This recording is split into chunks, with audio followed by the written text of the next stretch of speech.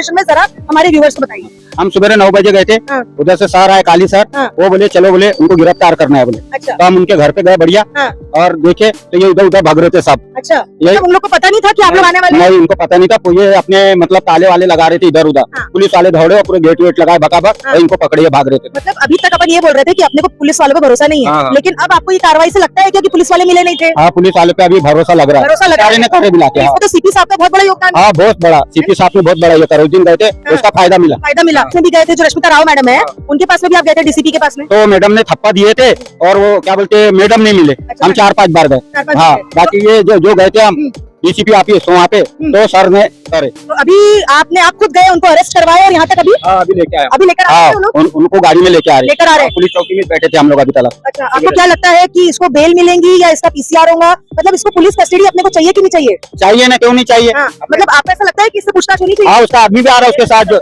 हाँ? Jail reject होने चाहिए, जेल रिजेक्ट होनी चाहिए। होने को ना जेल होना चाहिए उनको। जैसे मेरी बेटी को कर पाए